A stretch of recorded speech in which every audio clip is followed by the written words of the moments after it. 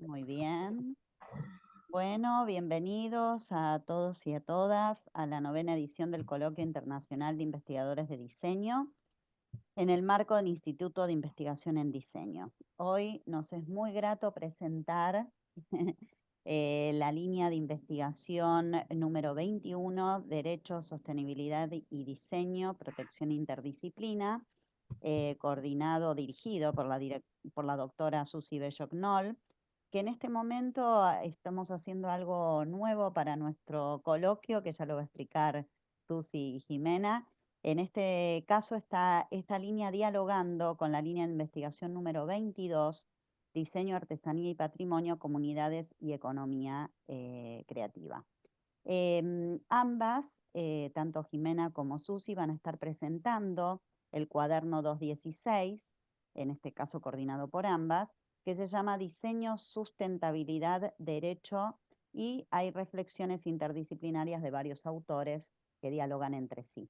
La verdad que estamos probando este sistema y nos funcionó muy bien. Susi a la cabeza de todo este gran desafío y realmente fue precioso lo que hemos logrado.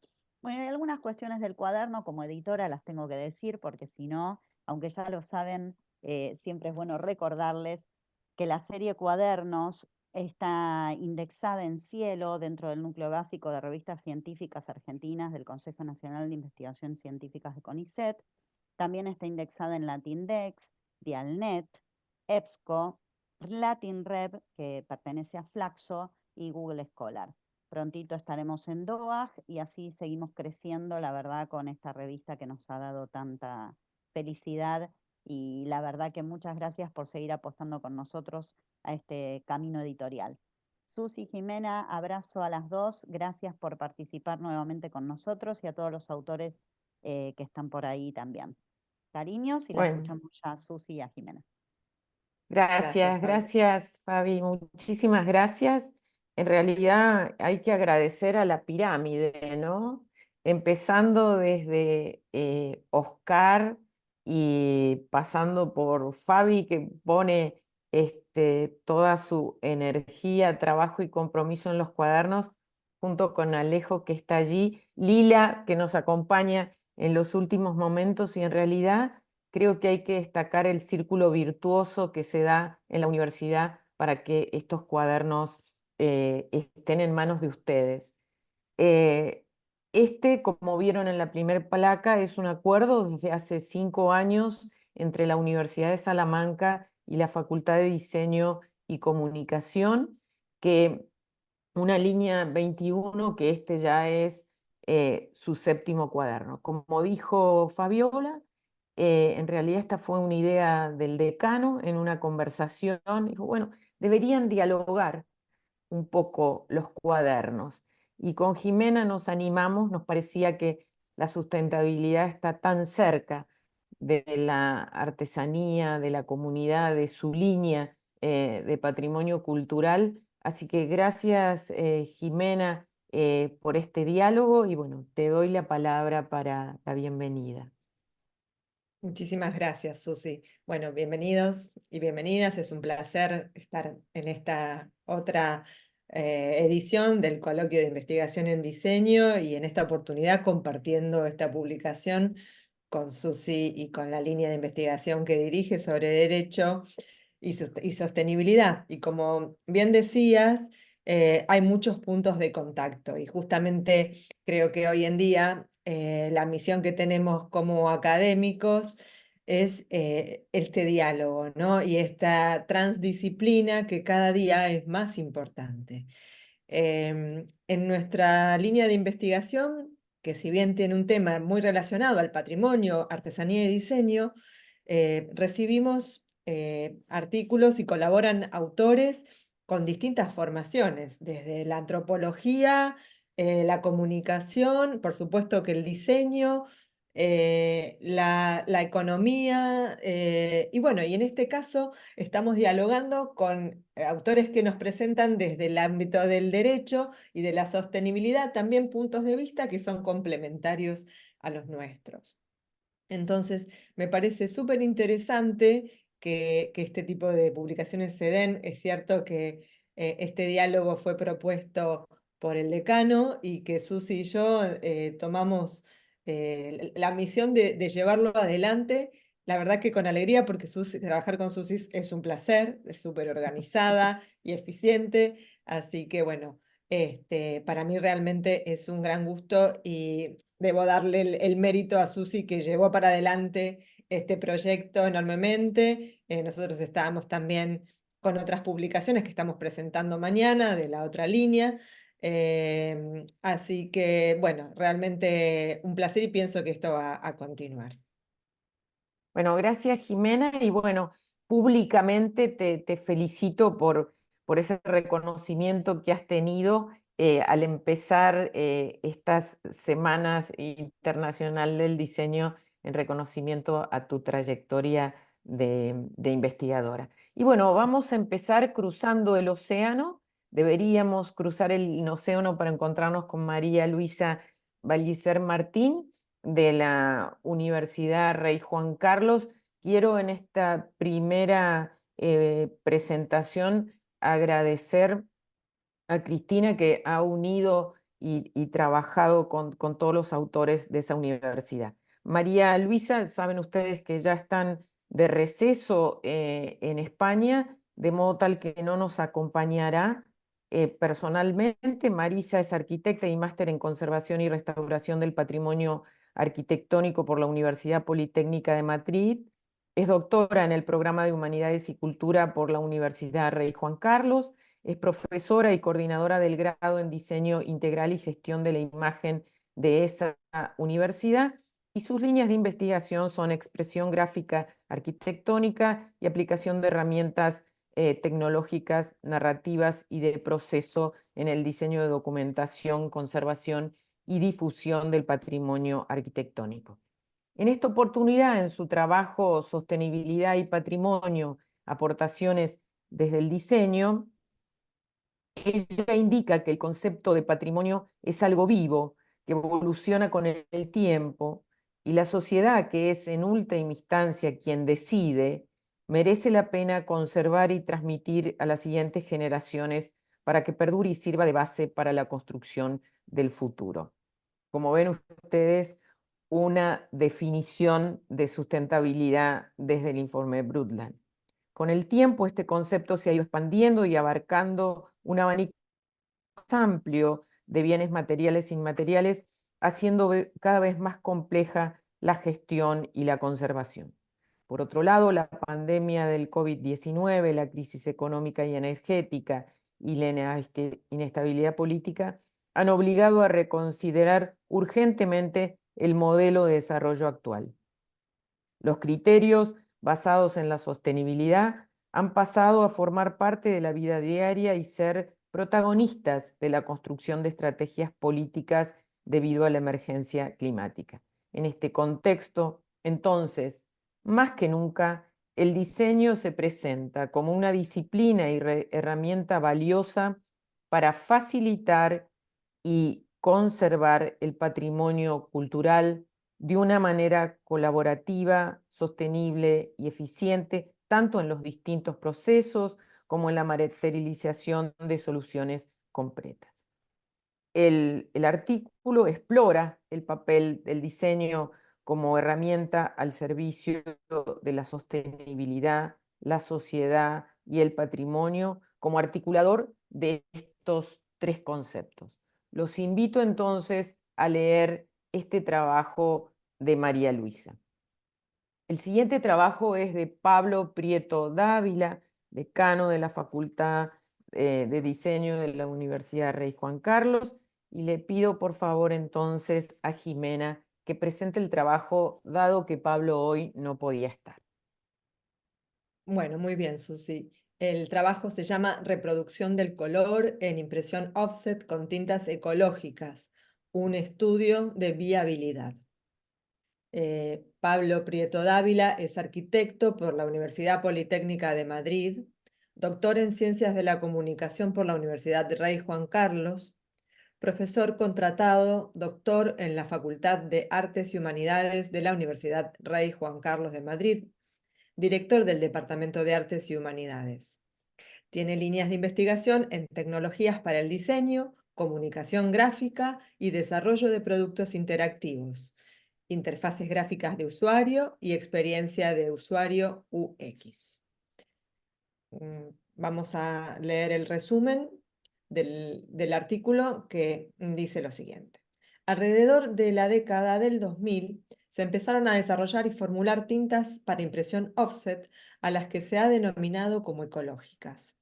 En la década de los 2010, varias de estas formulaciones llamadas ecológicas se testearon conforme a los estándares internacionales de ISO 12647, referido al control de los procesos de impresión, e ISO 2846, referido a la calidad del color en tintas para la calificación ecológica para las tintas con estas características, porque cumplen con los estándares de calidad de color e impresión y no parece haber razón para la existencia de tintas tradicionales contaminantes. Aunque la industria de la impresión offset sea una industria de lenta evolución, por el coste de la maquinaria, la necesidad del control de la calidad y la compatibilidad de las tintas con la maquinaria existente, han pasado al menos 2 décadas desde que las primeras propuestas de tintas ecológicas han salido. Sin embargo, la industria sigue distinguiendo entre las tintas tradicionales y las tintas ecológicas. Bueno, muchísimas gracias. Muchas gracias, Jimena. Susana, hemos puesto a los españoles antes y bueno, ya hay, algunos están aquí, pero Susana Gámez González, quien vuelve al tema del patrimonio en este diálogo que hemos tenido entre las dos líneas de investigación, presentó su trabajo de naturaleza, paisaje y sostenibilidad, la mirada de las mujeres en el arte emergente. Susana Gámez, quien no nos puede acompañar, también de la Universidad Rey Juan Carlos, es licenciada en Comunicación Audiovisual por la Universidad Complutense de Madrid, es graduada en Bellas Artes por la Universidad Rey Juan Carlos, es profesora visitante del área de pintura de la Facultad de Arte y Humanidades de la Universidad Rey Juan Carlos, y sus líneas de investigación son representación artística del pensamiento feminista. Tendremos algunos aportes más en esta circunstancia sobre el tema. El artículo de ella es el resultado de un análisis centrado en los trabajos realizados por artistas mujeres que fueron expuestos en la Feria de Arte Emergente del JazzMat 2020 como indicador de las tendencias del arte actual en España. El objetivo es estudiar si la demanda social de un cambio de paradigma ante la emergencia climática tiene un reflejo en las obras presentadas y cómo lo abordan desde su condición de mujeres, analizando la influencia que la naturaleza y la sostenibilidad tiene en sus obras, aspecto, por otro lado, muy ligado a una cuestión tan universal como es la identidad y la búsqueda de un lenguaje artístico personal. Y bueno, el primer autor presente, Miguel Ángel Calvo Andrés, te he visto, Miguel, que estás por ahí, para presentar tu trabajo de diseños icónicos versus sostenibilidad. Le pido a Jimena entonces que lea tu CV y te damos el espacio para la presentación de tu trabajo. ¿Cómo no? Miguel Ángel Calvo Andrés es de la Universidad Rey Juan Carlos, docente e investigador. Imparte clases en el grado de Diseño Integral y Gestión de la Imagen, interesado en la transversalidad e intercambio de conocimientos entre disciplinas y la búsqueda de sinergias para avanzar en la innovación. ¿Leo el resumen o lo va a presentar? No, a Miguel lo vi que se había conectado, pero ahora no lo veo. Cristian, ¿nos puedes decir si está? No lo veo ahora. Sí, perdón, no, yo tampoco lo veo, y lo estoy... Ok. repasando Jimena, por el entonces, por momento no está. favor, si puedes leer el resumen. Sí, Lo gracias. presentamos y en todo caso, si después se puede conectar, le Ok, decimos. perfecto, perfecto. El resumen es el siguiente. La revolución industrial permitió el acceso generalizado de la población a productos en base a la producción lineal que consume recursos naturales y genera residuos.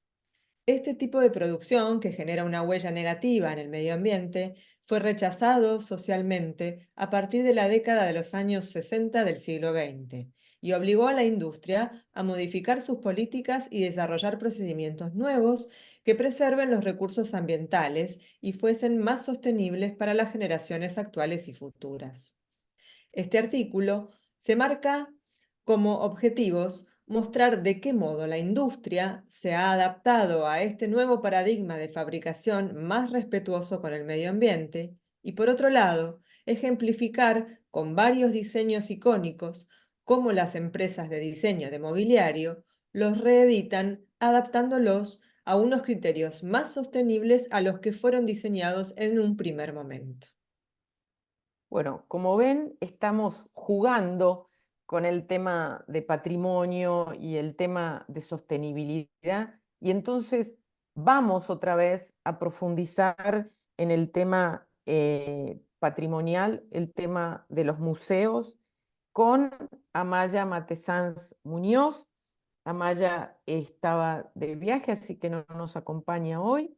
Su trabajo es accesibilidad y sostenibilidad en los museos de arte del paisaje de la luz en Madrid. Amaya es profesora universitaria e investigadora en los grados de diseño integral y gestión de la imagen y en el grado de diseño y gestión de la moda de la Universidad Rey Juan Carlos de Madrid. Estudió fisioterapia también, tiene un máster en ergonomía y sus áreas de investigación van desde la ergonomía a la accesibilidad universal y el diseño para la diversidad humana, con varios proyectos en curso que ya se están aplicando en algunos museos. En este trabajo, Amaya indica que los museos de arte, los museos nacionales de arte del paisaje, de las artes y ciencias de Madrid, son referentes nacionales e internacionales con grandes tesoros patrimoniales de España, que conservan y transmiten el patrimonio a las generaciones futuras. La presente investigación se centra en las acciones de sostenibilidad que estos museos han recogido en sus memorias anuales de actividades para comprobar cuál es su discurso en este ámbito. Se utiliza el programa informático Mascuda para analizar el contenido de esos documentos y se parte de los tres pilares básicos de la sostenibilidad: el social, el económico y el medioambiental. Se justifica la necesidad de añadir como cuarto pilar la dimensión de la cultura. Los resultados muestran que la relevancia dada por estos museos a esos cuatro pilares no es equitativa, como tampoco lo son las acciones para la sostenibilidad llevadas a cabo por cada uno de ellos. Finalmente, se pone en valor que el diseño para la diversidad humana dirige a lograr la accesibilidad de los museos, contribuyendo significativamente con el objetivo de la sostenibilidad. De alguna manera, Amaya nos hace recordar aquella gran discusión ya en 1987, cuando se decidió que la cultura formaba parte del pilar de lo social. Los invito a leer este valioso artículo de Amaya. Y ahora sí está con nosotros, decime primero que sí, Víctor Armas Crespo desde España para presentar su trabajo Aquí ensamble. estoy. Buenas tardes a Bien, todos. bien, bien. ¿Cómo estás? Gracias Pues por estar aquí con nosotros. es Entonces, Víctor, Jimena hará lectura de tus pequeñas líneas de currículum y te damos el espacio para que nos presentes tu trabajo de ensambles digitales de madera embrión para un diseño de mobiliario sostenible. Jimena, por favor. Muy bien. Víctor Armas Crespo es arquitecto por la Universidad de Las Palmas de Gran Canaria. Máster en Arquitectura Biodigital por la Universidad Internacional de Cataluña. Doctor en Fabricación Digital por la Escuela Internacional de Doctorado de la Universidad Rey Juan Carlos, por el Programa de Artes y Humanidades. Es profesor visitante en la Universidad Rey Juan Carlos, donde imparte docencia desde 2013 en el grado de Diseño Integral y Gestión de la Imagen y en el doble grado en Fundamentos de Arquitectura y Diseño Integral, en las asignaturas de Diseño de Mobiliario, Maquetas y Prototipos e Informática Básica. En el periodo de 2012 a 2019 compagina la experiencia laboral enmarcada en el mundo de las startups centradas en la fabricación digital con docencia. Así que estás en el mundo de los Fab Labs, Víctor. Sí, sí, sí. Muchísimas gracias. A ver si puedo compartir porque no estoy muy familiarizado con Zoom y Pero, a compartir. ver, tengo que dejar de compartir yo. Ay, Sí, perdón. ahí está, sí. Ahí ya Se ve, vale. Sí, sí. Bueno, primero, muchísimas gracias a No, todos no por la vemos tu oportunidad. presentación, Víctor, ¿eh? Yo estaba viendo ahora, pero ahora aparece otro cartel. Ensambles digitales de madera, Universidad Rey Juan Carlos, lo estoy viendo, ¿eh? ¿Se ve? Sí, yo la veo con fondo blanco. ¿Todos lo Sí, ven? sí. Porque... Ah, ok. Yo no lo veo, pero ok. Vale, si hay algún problema me dicen. Primero, pues muchísimas gracias por esta oportunidad de exponer estas ideas. Como veo, somos todos de ámbitos muy distintos. He hecho un gran esfuerzo porque estoy en una estancia de investigación ahora en Alemania, en Berlín, y me voy mañana, o sea, estáis recogiendo todo. Disculpen la presentación porque ha sido muy rápida, hecha hace nada. Entonces yo quizás cojo lo que se hablaba de Miguel Ángel, de cómo esos diseños de mobiliario. Voy a poner hasta cronómetro para no pasarme. En estos diseños de mobiliario que decía Miguel Ángel, que son iconos, que son contaminantes, yo como me dedico a la fabricación digital con fresadora de 3 ejes, pues con este artículo lo que he querido es justificar el por qué debemos en las universidades de diseño utilizar esta maquinaria que hoy en día es mucho más barata para poder producir en docencia. Se ha economizado, se ha democratizado la utilización de esta maquinaria que es la fresadora de 3 ejes, que es esto que vemos aquí a la derecha.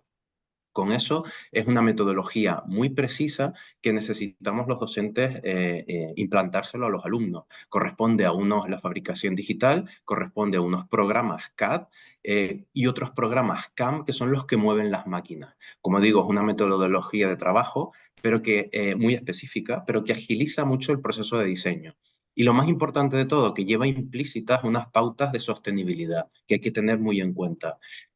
Dentro del artículo, quien esté interesado en leerlo, pues también en el punto 2 hablo un poco de los principios de la sostenibilidad y que como diseñadores la sostenibilidad no debería ser una opción, sino una obligación.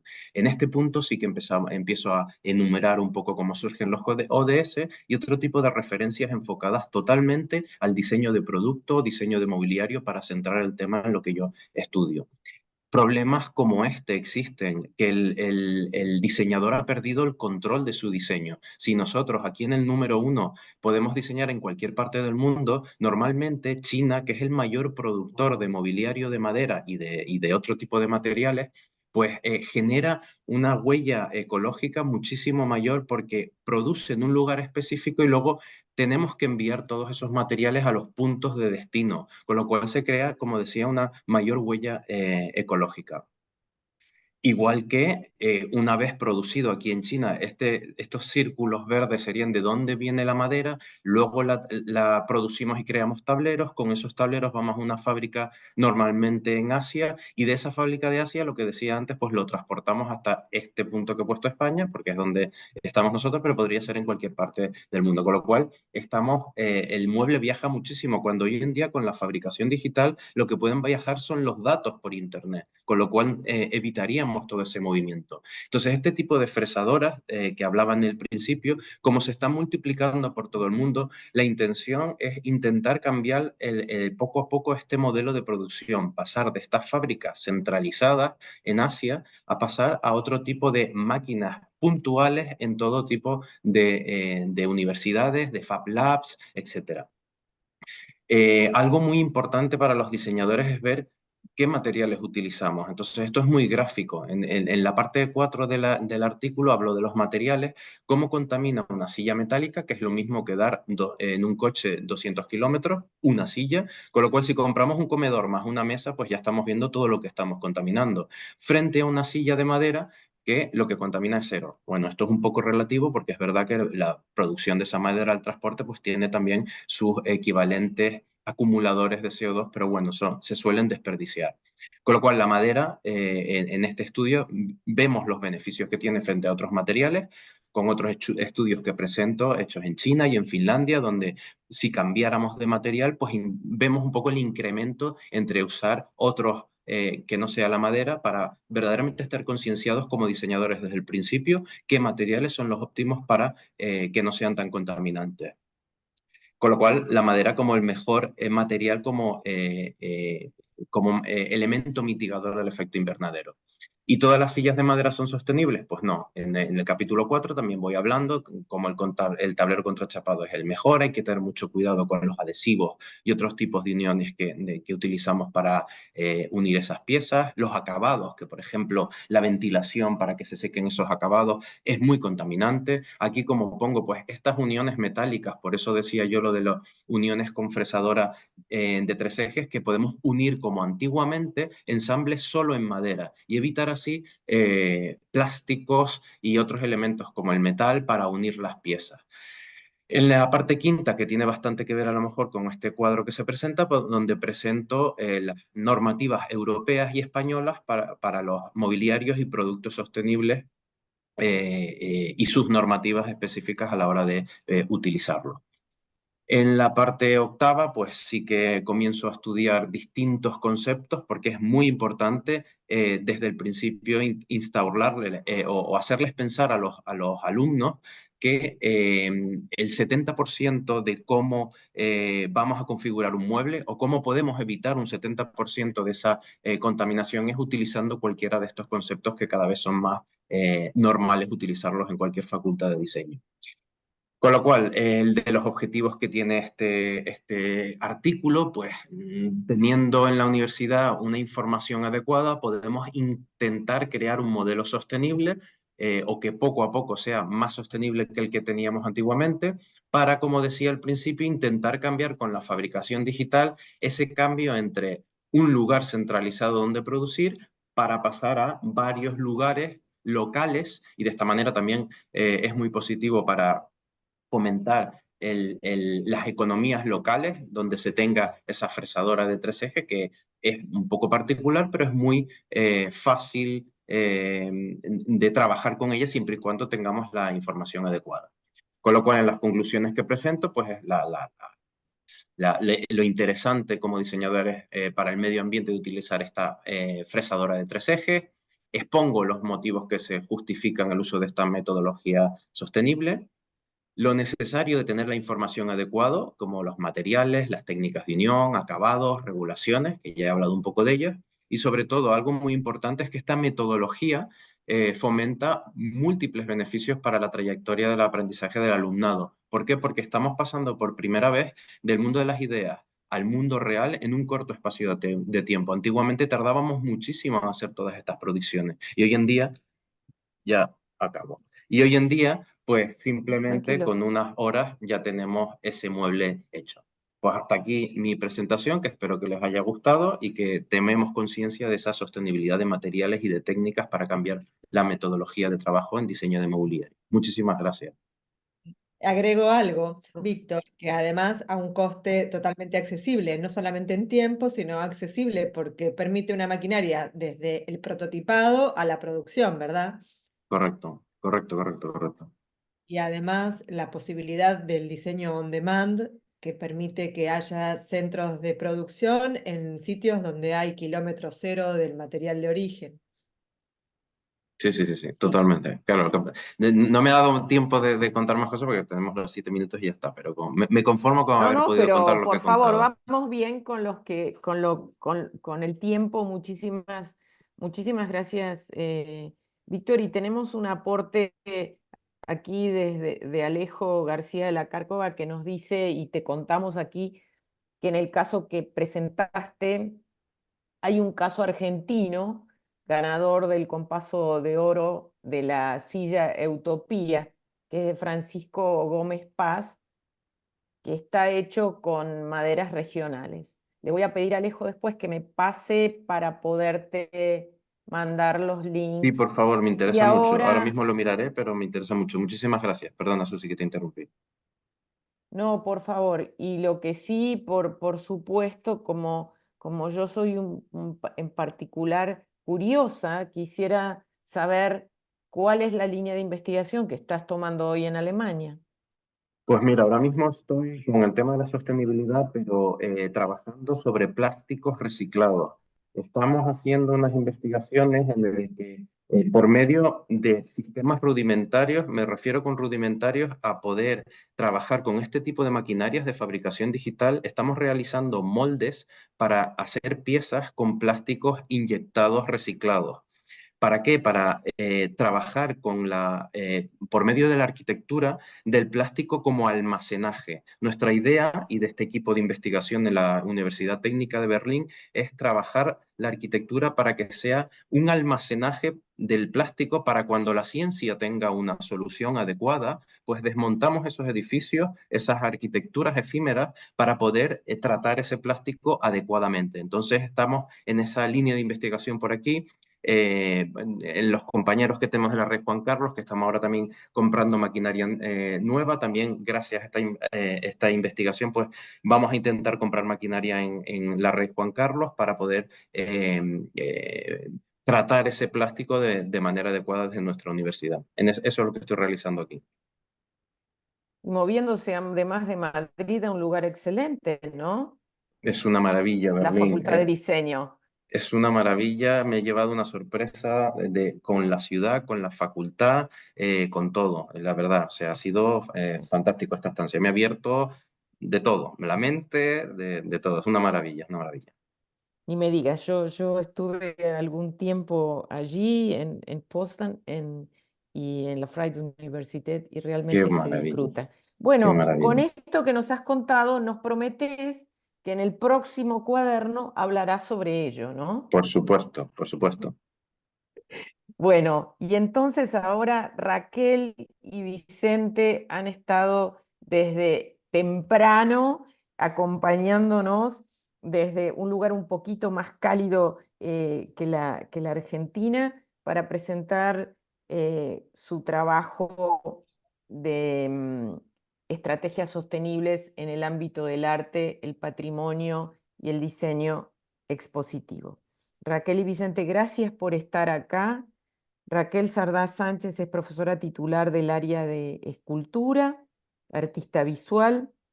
Sus líneas de investigación son prácticas escultóricas y escenográficas contemporáneas, patrimonio, museos y nuevas tecnologías en la Universidad Rey Juan Carlos.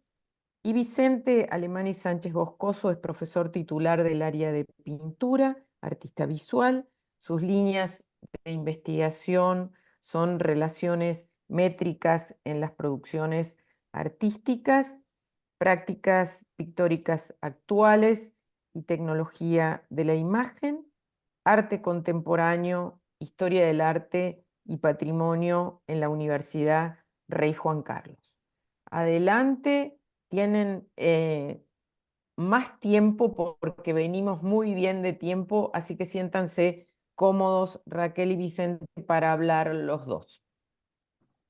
Bueno, yo, en primer lugar, yo quería agradeceros a ti, Susi, a Ximena, a toda la organización, este encuentro, este coloquio, para poner en común las investigaciones que cada uno vamos abordando en un tema que yo creo que nos concierne a todos, como, primero como seres humanos, ¿no? Como ciudadanos, y luego como académicos también, porque esto es lo que nosotros podemos transmitir a nuestros estudiantes, ¿no? Como un modo de hacer.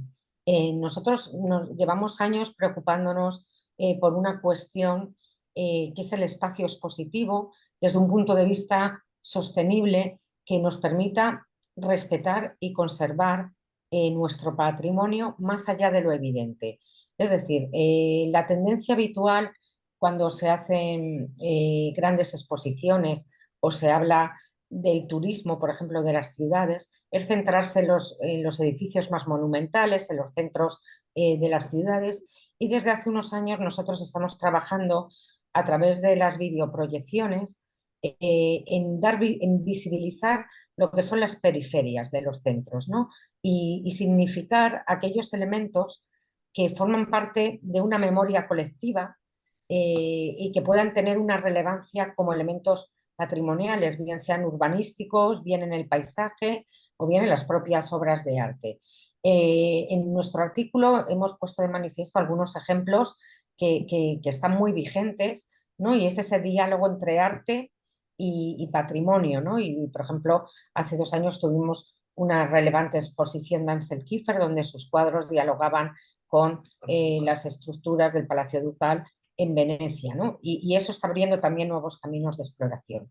Nos planteamos el diseño expositivo también como un punto de encuentro más allá del cubo blanco, ¿no? Que hablaba O'Doherty, como un punto relacional en los espacios, ¿no? Y buena muestra de ello es también, pues, por ejemplo, las piezas, en nuestro artículo hablamos de ellas, la pieza, por ejemplo, que tiene Jaume Plensa de Crowd Fountain en Chicago, donde las personas de la ciudad casi literalmente se van a refrescar en las fuentes de la escultura, ¿no? Y esa manera de utilizar la creación artística como un espacio que genere relaciones nuevas y relaciones vecinales comunitarias. Y quizá el punto importante, el cuore de este artículo, en esa reflexión, es el uso del videomapping, ¿no? Como una estrategia para, por un lado, desvelar las capas del lugar, es decir, como si hiciéramos una arqueología del propio espacio para hallar los significados que ha habido a lo largo de la historia, y a la vez como una herramienta para proyectar el futuro, para imaginar un futuro del paisaje o de la urbe, ¿no? De estos lugares que puedan tener un significado patrimonial. En todo este camino también identificamos, y aquí estamos descartando todos estos videomappings que consisten en generar un efecto espectacular en el espectador, sino que nosotros apostamos por unas creaciones más poéticas, más reflexivas sobre el propio espacio, más sutiles, menos efectistas, pero muy cargadas de significados. En este sentido, nos interesa porque una vez desaparece la pieza del lugar, el espacio recupera su forma, no se ve afectado. No obstante, sí que todavía queda camino por hacer porque hemos hallado que hay cuestiones que también ponen en duda ciertos aspectos de esta sostenibilidad, como pueda ser la contaminación lumínica, que en determinados contextos o paisajes puede afectar, por ejemplo, a los animales o a las plantas, al entorno, ¿no? Al hábitat en el que se hace. Y en este sentido, nosotros mismos como artistas hemos realizado varias piezas, tanto en edificios como en espacios naturales. Tuvimos, por ejemplo, ocasión de hacer una pieza muy interesante en un lugar, pues lo que llaman aquí la España vaciada, ¿no? Un espacio que había tenido mucha tradición de agricultura y ganadería, que los pueblos habían quedado abandonados y que se estaban perdiendo algunas de las arquitecturas vernáculas, que en este caso eran los palomares, ¿no? Que se utilizaban para alimentar a estos pueblos, y a partir de ahí generamos todo un proyecto. Pero es cierto que es una estrategia que nos permite relatar muchos aspectos, pero que también habría que estudiar en profundidad para ver hasta qué punto esa sostenibilidad puede ser mejorada, ¿no?, en un futuro, atendiendo a los ecosistemas donde se realiza, ¿no? Porque también en determinados paisajes, por ejemplo, hemos hecho en unas canteras en Carrara, pues tuvimos que llevar, tienes que llevar generadores a lo mejor para tener luz de una manera constante, etcétera, etcétera. Entonces todavía aquí queda un terreno que estamos puliendo, haciéndonos también con proyectores autónomos, ¿no?, y que realmente ese impacto medioambiental sea el mínimo posible y el beneficio de visibilización de esos lugares que pasan desapercibidos para la mayoría de las personas sea el máximo posible. No sé si mi compañero Vicente quiere comentar algo más. Sí, bueno, yo básicamente quería comentar que una de las cuestiones que vivimos en España y que se está viviendo en distintas capitales europeas, antes veíamos en los mapas de Víctor un montón de flechas que venían de China, ¿no? Y precisamente todo se producía en China, todo tenía que volver. Bueno, pues hay ciertos espacios en las grandes ciudades europeas a los que van todas las flechas con un montón, miles y miles de visitantes, una enorme presión que hace insostenibles los modelos turísticos e incluso la concepción de lo que es interesante desde el punto de vista patrimonial o lo que es de valor. Por poner un ejemplo muy célebre, nuestro querido Museo del Prado, no caben más, o ciertos paseos del arte en Madrid. Entonces, precisamente se trata de abrir otras posibilidades de interpretación de interés patrimonial o hablar de patrimonio industrial, por ejemplo. Hemos vivido en las últimas décadas, dos décadas, la reconversión de muchos espacios industriales como espacios de exhibición artística. Estoy pensando en el hangar Bicoca que había sido de Pirelli, o en la propia galería Tate Modern de Londres. Incluso pues darle esa vuelta a lo que antes fue un patrimonio industrial que nadie consideraba desde el punto de vista cultural, mantenerlo, recuperarlo y hacer los espacios de exhibición artística, y cómo precisamente esos espacios van a requerir una escala y podemos decir, una dispersión, o van a permitir una dispersión, una falta de concentración, como la que se produce en las grandes capitales europeas, y es un poco las líneas de trabajo en las que estamos trabajando. Bueno, pues ese era un poco el resumen. Espero que haya resultado de interés y iremos compartiendo también los avances y los hallazgos que tengamos en este sentido, porque seguimos trabajando en estas cuestiones. Tenemos proyectos también para hacer nuevas piezas, quizá el año que viene en Roma, y alguno más también en torno, pues en este caso, a la figura del fotógrafo Robert Capa, ¿no?, sobre el que estamos reflexionando también en esa memoria de la imagen y cómo se percibe hoy, ¿no? Y es una manera que yo creo que está dando buenos frutos. También nos está permitiendo, desde un punto de vista de sostenibilidad, recuperar algunos inventos analógicos y huir de lo digital. Y esta manera de volver a hacer artesanalmente está generando mucho interés en los estudiantes. También es cierto, ¿no? Es una generación que se ha quedado pues quizá con ganas de revelar analógicamente, de montar, de hacer sus propias pinturas, porque al final vivimos en una sociedad donde ya todo viene envasado, todo viene enlatado, todo es digital, y cada vez que hacemos un taller artesano de cualquier tipo, desde hacer papel a trabajar con inventos del precine, por ejemplo, los alumnos demuestran un gran interés, y yo creo que eso abre otra vía de exploración, ¿no? Esa confluencia entre el high-tech y low-tech, ¿no?, que es un poco el core de nuestro trabajo. Pues nada, muchísimas gracias. Bueno, muchísimas gracias. Bueno, ya has prometido entonces, Raquel, que los tenemos en el próximo cuaderno, ¿no? Así Sí, que sí, nosotros intentaré. felices.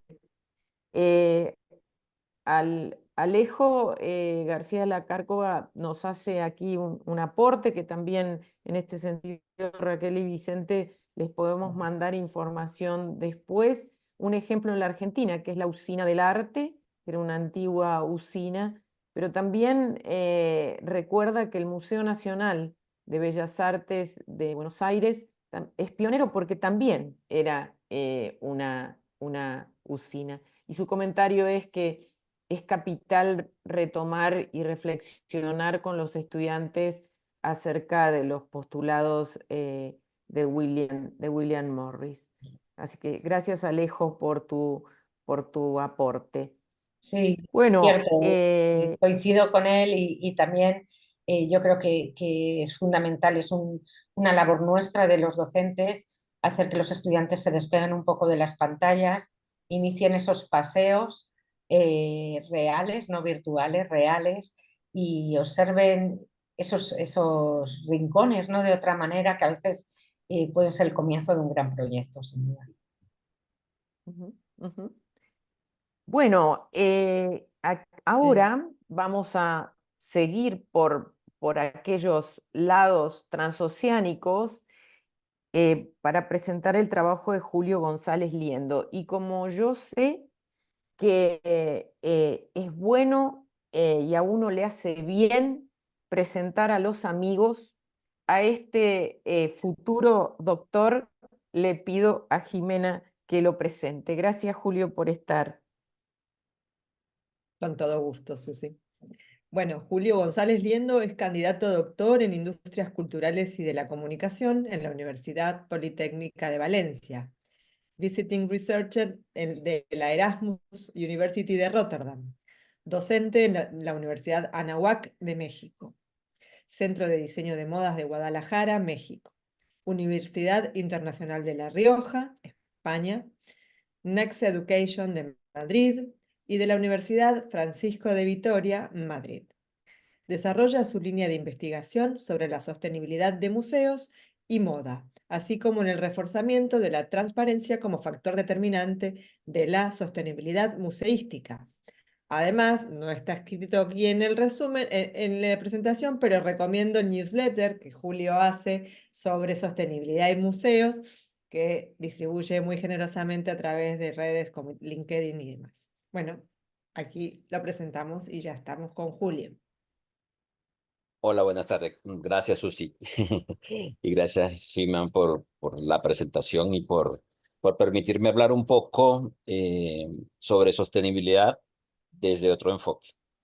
El enfoque que desarrollé para la edición de Cuaderno tiene que ver con mi tesis doctoral, que encontré digamos, una arista, una pata que faltaba en esa sostenibilidad tan anhelada por todos, que es el área comunicacional.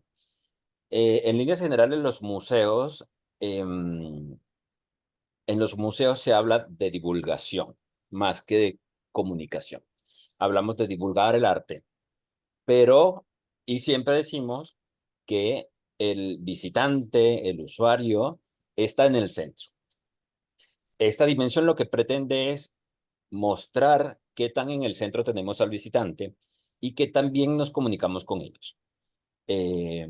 Empezando por tener un real mapa de públicos con los que tenemos que conectarnos, no solamente con el que entra al museo, sino también con el que no entra a los museos, el que se conecta con los museos a través de las redes sociales, el que no conoce las redes sociales del museo, pero también con los gobiernos, con la comunidad, con líderes comunales, con la sociedad en general, porque tenemos que entender que un museo es un ciudadano que tiene que conectarse con eso, tiene que ver con el propio concepto de museo como espacio abierto, divulgador, equitativo, inclusivo, diverso. Y aquí queremos mostrar eso, que en la medida que los museos comiencen a conectarse más, a comunicarse más con, digamos, esta audiencia, vamos a ser mucho más eficientes en todas las cosas. No solamente con el cumplimiento de los ODS, que es una de las grandes tareas que tenemos al frente, que tenemos que apostar por ellos, sino por lograr que sea una institución ejemplo para otras organizaciones, para otras empresas, de cómo se maneja la sostenibilidad. En este caso en particular, hablé de la transparencia. Y la transparencia no es informar de absolutamente todo, sino crear los caminos para que nuestros públicos consigan toda la información que requieren para conectarse de buena manera con los museos. Si nos interesa, por ejemplo, aprender de arte, que tengan los caminos para conectarse con esa arista. Pero quienes estén interesados con el área de conservación tengan acceso a eso. En especial en España, que es donde realizo el análisis, los museos, en líneas generales, son públicos. Y como manejamos recursos públicos, debemos ser mucho más transparentes para mostrarle, para que haya una coherencia entre lo que decimos y lo que hacemos. Mostrarle a la gente cómo invertimos el dinero que nos dan para proteger el patrimonio que además les pertenece.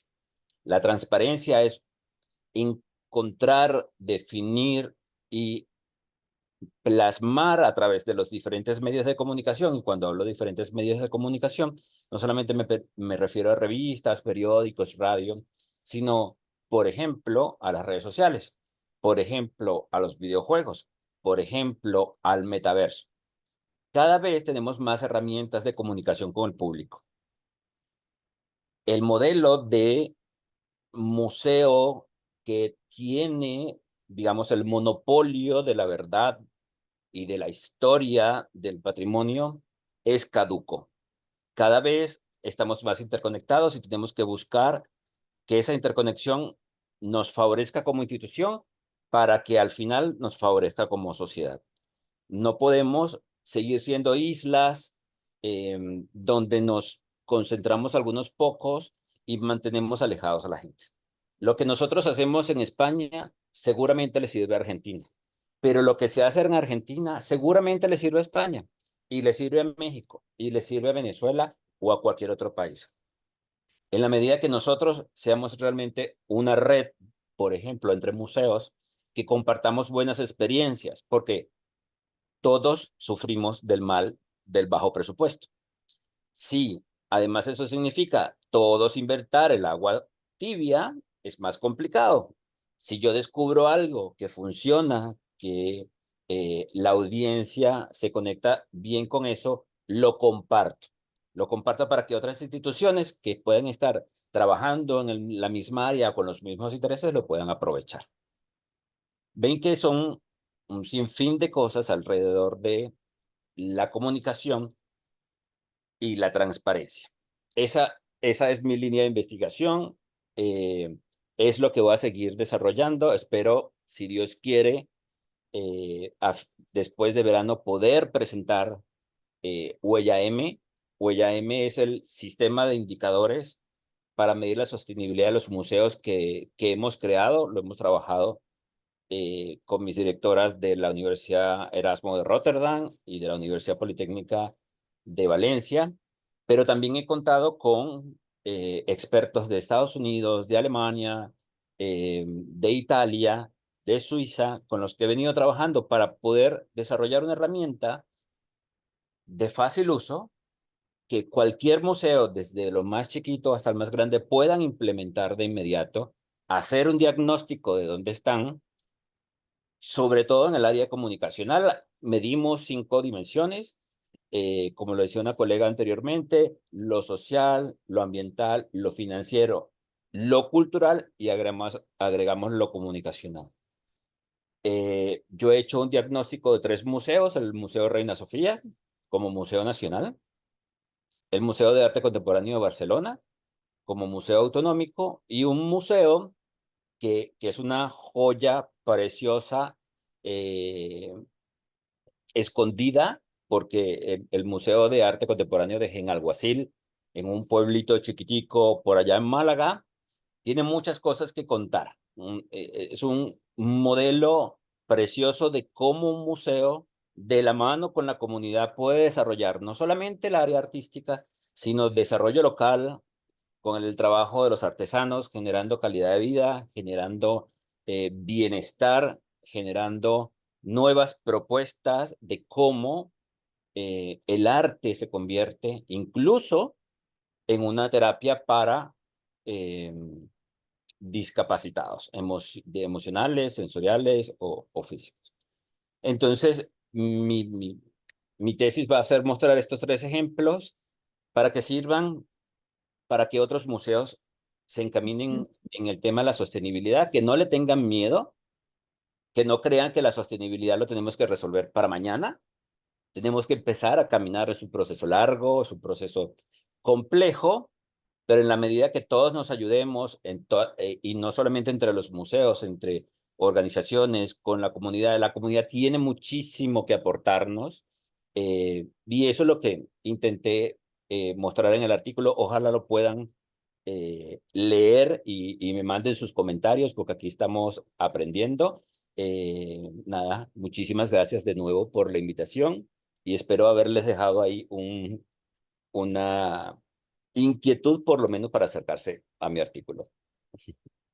Qué bueno, bueno, muy bien. Lo de Huella M, que además es todo un desarrollo que venís haciendo en la tesis doctoral y que ya se va a poner en práctica.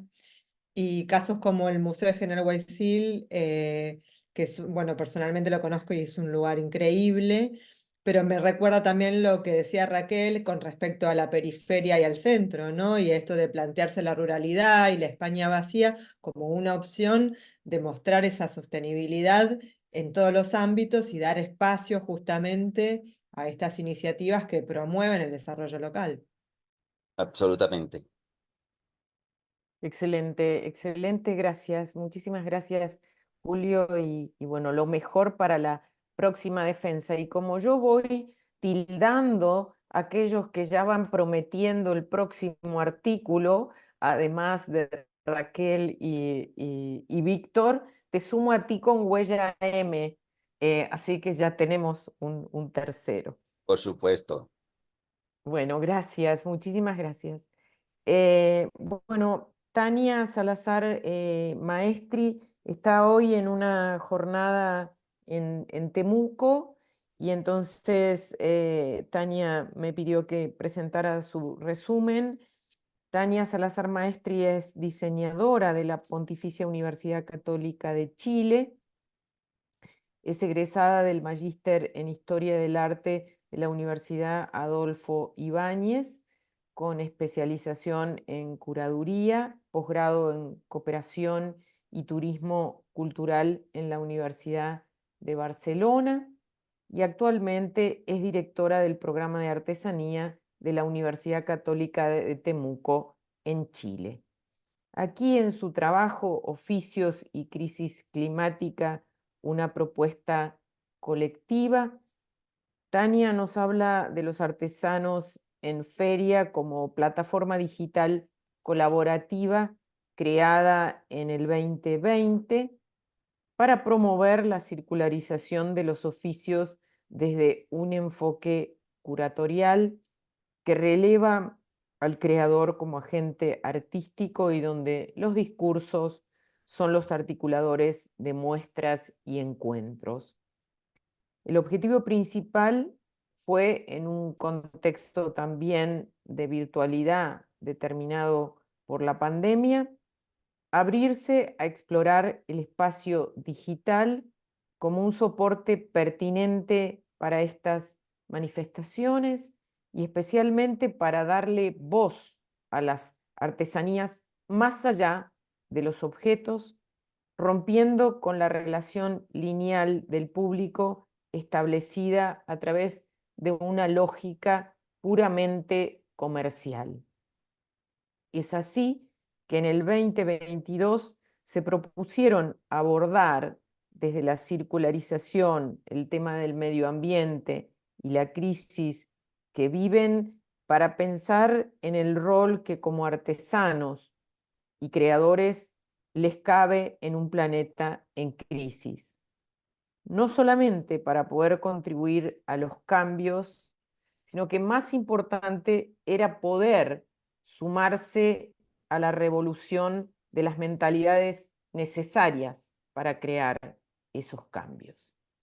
Este artículo, Oficios y Crisis Climática, una propuesta colectiva, se basa en esta experiencia curatorial colectiva basada en las reflexiones y en la visualización de líneas creativas desde donde actualmente las artesanías están contribuyendo con esa conciencia colectiva que incluye desde la praxis y los nuevos materiales hasta los conocimientos ancestrales y la posibilidad de establecer nuevos vínculos productivos y artísticos en el entorno.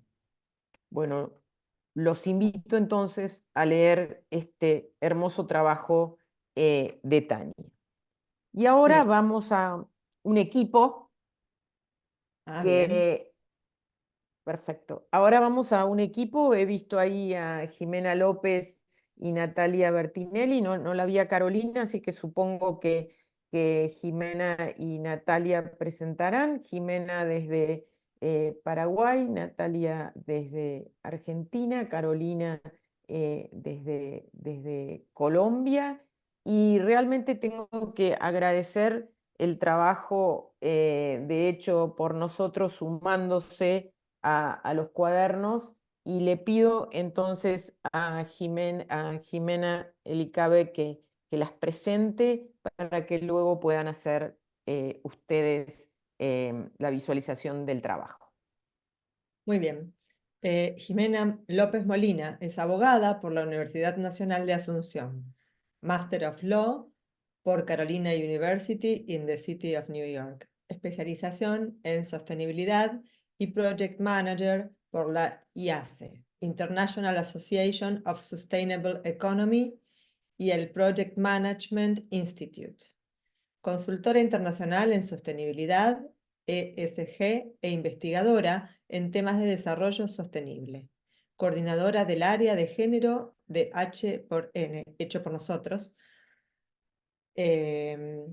Paso a decir el currículum de Natalia Bertinelli, licenciada en Antropología Sociocultural por la Universidad Nacional de Rosario, Argentina, magíster en Emprendimiento e Innovación Social por la Universidad Autónoma de Barcelona y diplomada en Desarrollo Sostenible por la Universidad Tecnológica Nacional en Argentina.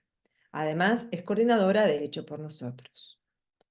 Catalina Ospina es licenciada en Relaciones Internacionales por la Pontificia Universidad Javeriana de Bogotá, Colombia, coordinadora de desarrollo de proyectos en Women for Solutions y voluntaria del equipo de género de Hecho por Nosotros. Hecho por Nosotros, bueno, ya sabemos que es una fundación, ¿sí? No sé, Susi, si querés agregar algo más sobre lo que es Animaná, Hecho por Nosotros.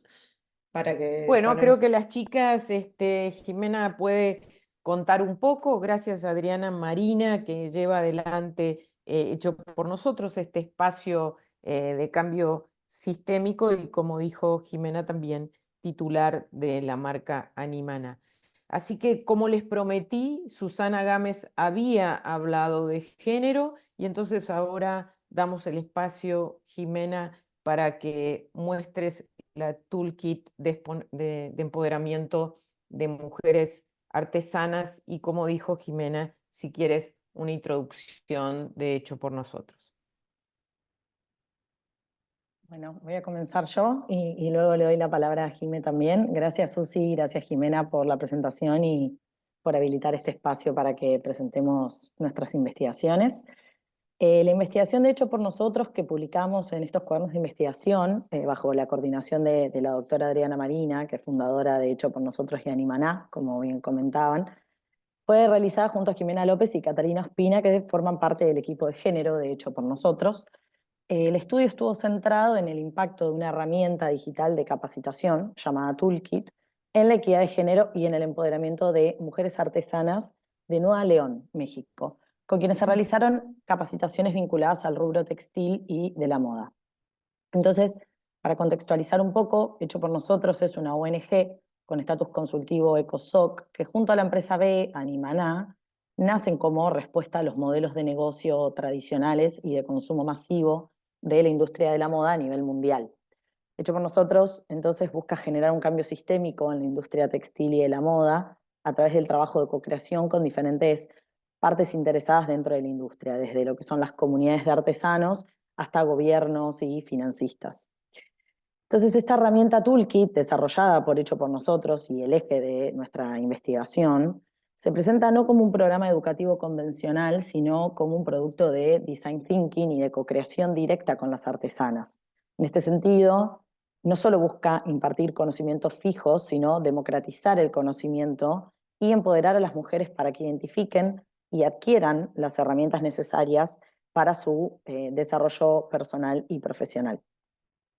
La Toolkit se compone de 3 elementos fundamentales, cada uno diseñado para abordar aspectos claves de este proceso transformador. Por un lado, tenemos el contenido de calidad, es decir, que se destaca por ofrecer contenido curado de manera práctica. El material informativo abarca currículos de aprendizaje electrónico que están adaptados para universidades, artesanas y micro, pequeñas y medianas empresas, que están respaldados por académicos profesionales y también instituciones internacionales. La calidad de este contenido es esencial para poder proporcionar no solo conocimientos teóricos, sino también habilidades prácticas que puedan ser aplicadas en contextos reales de trabajo. Otro de los elementos de la Toolkit es la plataforma digital, que actúa como un espacio de encuentro entre diseñadores circulares y productores y facilita el intercambio y la resolución colaborativa de desafíos de diseño y de producción sostenible. Y además promueve la construcción de un ecosistema a través de la democratización de estos conocimientos y la gestión de comunidades. Es decir, que la plataforma no solo se limita a la transmisión de información, sino que también fomenta la colaboración activa y el desarrollo conjunto de soluciones. Y el último, el tercer componente de la Toolkit, son los servicios, que están centrados en el fortalecimiento de la capacidad de estas comunidades artesanas y de las pymes. Esto incluye lo que es la mentoría y el apoyo experto, lo que significa que las mujeres involucradas reciben orientación continua para el desarrollo personal y profesional. De esta manera, la Toolkit no solo ofrece una capacitación estática, sino que es un catalizador dinámico para el cambio, impulsando la calidad, la conectividad digital y los servicios personalizados. Jimé, te veo ahí. Perfecto. Y no, gracias Nati. Bueno, adentrándonos en lo que fue la investigación, se demostró que el acceso a la herramienta de la Toolkit, de hecho por nosotros, generó determinados impactos en torno al empoderamiento de las mujeres artesanas. El concepto de empoderamiento femenino, como todos sabemos, es amplio y diverso en su interpretación académica, pero centraliza en la capacidad de las mujeres para la toma de decisiones significativas en sus vidas. Y desde esta perspectiva, y para evidenciar el impacto de la Toolkit, de hecho por nosotros, en torno al empoderamiento, se seleccionaron 4 indicadores clave. El primero, la concientización. El segundo, la participación en la toma de decisiones. El tercero, la educación. Y el cuarto, la construcción de redes y comunidades. Con respecto a la concientización, se evidenció una mejora de las mujeres en este sentido en torno a las distintas situaciones que atraviesan en sus contextos personales y profesionales. Sobre la participación en la toma de decisiones, pudimos observar una mayor participación de estas mujeres en la toma de decisiones en los distintos ámbitos de sus vidas, pero especialmente en el ámbito económico. En cuanto a la educación, la herramienta de la Toolkit permitió el acceso a conocimientos formales y la adquisición de habilidades específicas relacionadas con la artesanía y el negocio. Por último, y con respecto a la construcción de redes y comunidades, se destacó también el papel de la Toolkit, de hecho por nosotros, en la construcción de redes entre mujeres y la promoción de la participación activa de estas mujeres, generando espacios donde puedan compartir experiencias y superar desafíos conjuntamente. Bueno, como conclusión, frente a los resultados obtenidos, pudimos evidenciar que la Toolkit, de hecho por nosotros, se presenta como un modelo efectivo para impulsar el empoderamiento de las mujeres artesanas en la industria textil y de la moda en América Latina. También identificamos desafíos, los cuales radicaban en la posibilidad de replicar este esquema y modelo de la Toolkit, de hecho por nosotros, en distintos contextos y comunidades. Por ende, la replicación exitosa de este modelo requerirá una cuidadosa consideración de los contextos locales, la identificación de necesidades específicas de las comunidades y la adaptación de las intervenciones en cada contexto.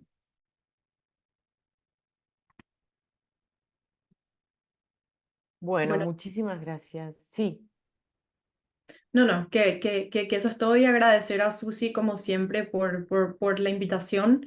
No es la primera vez que Hecho por Nosotros colabora con la Universidad de Palermo y la Universidad de Salamanca, así que eso, muchísimas gracias Susi y el equipo.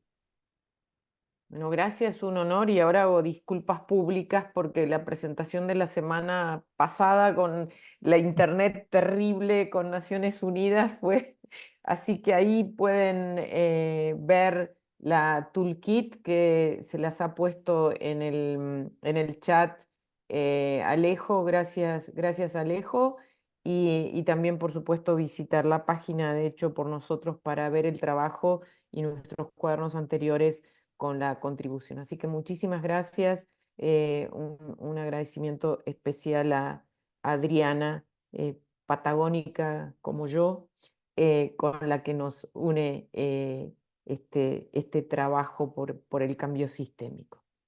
Y les prometí que íbamos a tener una vuelta a lo que Amaya planteaba sobre el pilar cultural. Así que en esta última parte de presentación del cuaderno nos vamos a concentrar en ello.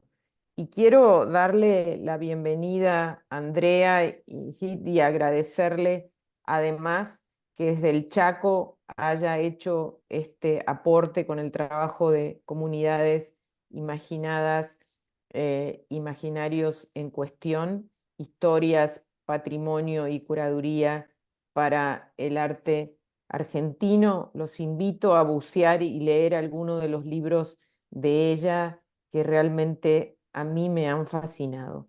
Andrea es doctora en artes, especialista en historia regional por la Universidad del Noreste, diplomada en gestión cultural de las artes, profesora y licenciada en Bellas Artes, investigadora en el CONICET, profesora de las cátedras Historias de las Artes en Argentina y en el noroeste argentino, y estética en la Universidad de Artes, Diseño y Ciencias de las Culturas de la Universidad Nacional del Noreste.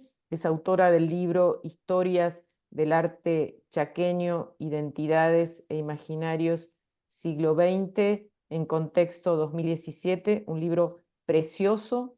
Andrea, por favor, te invito a presentar tu trabajo. Hola Susi, muchas gracias por la presentación. Hola a todas, a todos. Bueno, estoy además de muy agradecida, muy sorprendida por la calidad de los artículos bueno, y agradecida también por este momento de poner en común el trabajo que emana de nuestras investigaciones. El mío en particular tiene que ver con un recorrido que ya vengo haciendo hace algunos años, que tiene que ver con el patrimonio artístico en el Nordeste, pero específicamente este trabajo tiene que ver con el Chaco. El Chaco, como ustedes saben, en Argentina es un territorio de una historia muy extensa, pero es como espacio político, la historia es reciente. Entonces, lo que trabajamos en el campo de la investigación sobre el patrimonio artístico chaqueño, problematizamos cómo algunas imágenes e imaginarios, perdón que me sale una ventanita acá, trabajamos cómo algunas imágenes del campo del arte y algunos discursos del campo de la historia confluyen para construir algunos imaginarios sobre lo que el Chaco es. Entonces, básicamente a partir de la historia social del arte, que es el espacio en el que trabajo, y la historiografía, pero también desde el análisis iconográfico de las obras del patrimonio, en este artículo lo que intenté ver o explorar es cómo algunas estrategias de estas ficciones discursivas o estos discursos orientadores de la identidad cultural de la comunidad chaqueña que aparecen durante el siglo XX y que podemos recuperar a través del análisis de las historias y de las obras del patrimonio artístico que les contaba, que circulan durante la segunda mitad del siglo XX, podemos rastrear algunos sentidos que allí aparecen, ¿no? Y al mismo tiempo, en una lectura cruzada, digo, en el resumen con propuestas actuales, vamos viendo cómo esos discursos actualmente están siendo problematizados, tanto desde los estudios culturales y de la teoría crítica y crítica feminista del arte, como también desde, desde problematizaciones que se hacen desde el campo del patrimonio eh, y en el espacio de los museos, ¿no? En el espacio institucional, que es por donde circulan estas obras que analizamos.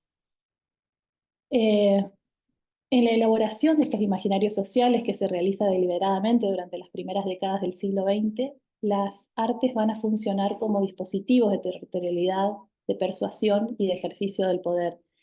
Las obras e intervenciones críticas realizadas a partir de las propuestas curatoriales actuales proponen descientificaciones respecto a esos supuestos moderno-coloniales que son oxicéntricos, androcéntricos, patriarcales, para ir en búsqueda de nuevas propuestas de integración y de reparación de la memoria colectiva. Entonces, el artículo tiene por objetivo hacer un breve recorrido, además por algunas selecciones de estas ficciones discursivas que aparecen en relación a episodios históricos que tienen lugar en el Chaco. Hablamos del Chaco como provincia, ¿no? Y que en ocasiones hicieron foco sobre el diseño de la identidad cultural, de las memorias y del futuro, del porvenir, y que a su vez participaron en una disputa activa e implícita sobre lo nacional y lo indígena. Y lo que nos interesa finalmente es establecer estos diálogos con el presente de las artes a partir del aprendizaje de saberes otros y de la circulación entre instituciones del arte y sitios de memoria.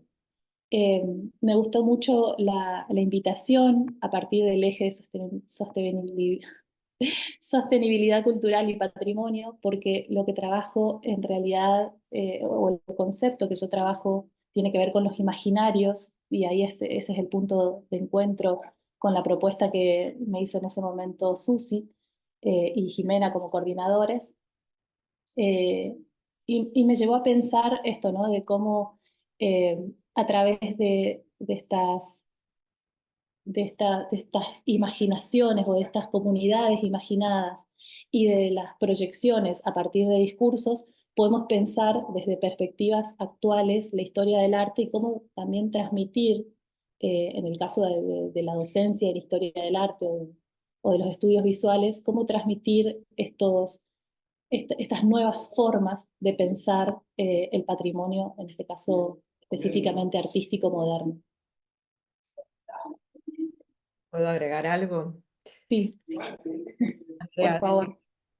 hice mucho trabajo de campo en el Chaco, trabajé mucho con comunidades indígenas en el Chaco, y el gran problema es la falta de acceso a su patrimonio cultural, porque si bien el patrimonio de las comunidades está en los museos y las comunidades están en el Chaco, pocas veces las comunidades pueden acceder a esos bienes patrimoniales que están en custodia de las instituciones, ya sean provinciales o municipales o nacionales.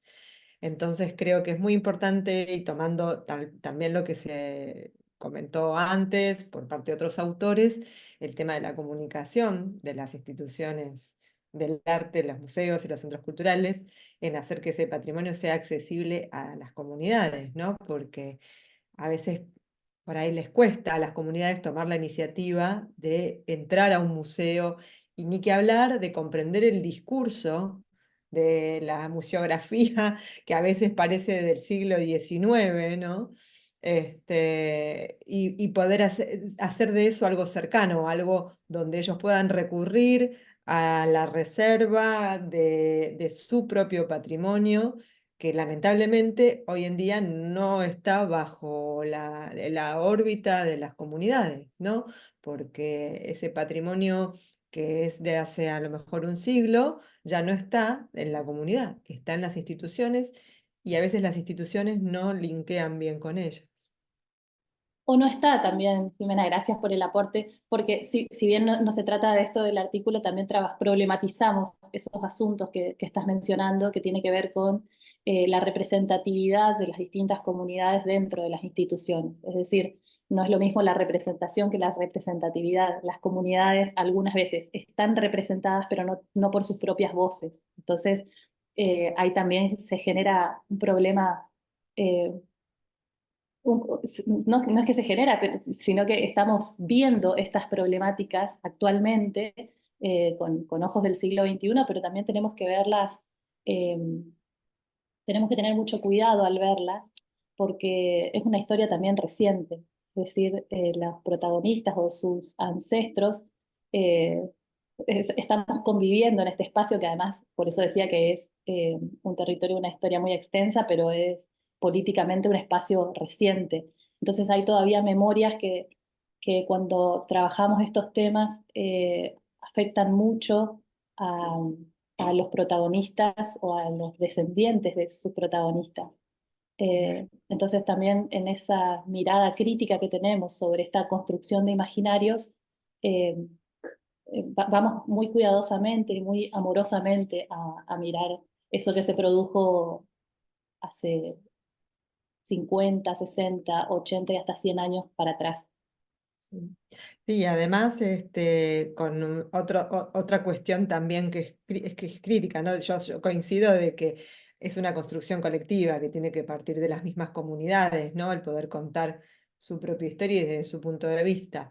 Pero también tenemos en el Chaco una cuestión crítica que es el tema de la lengua, y es que hay distintas lenguas que no son el castellano, que son habladas por las comunidades, con lo cual también hay que hacer toda una integración desde el punto de vista de lo lingüístico, de la diversidad lingüística que tiene el Chaco, que no solamente es una lengua más allá del castellano, son varias, ¿no?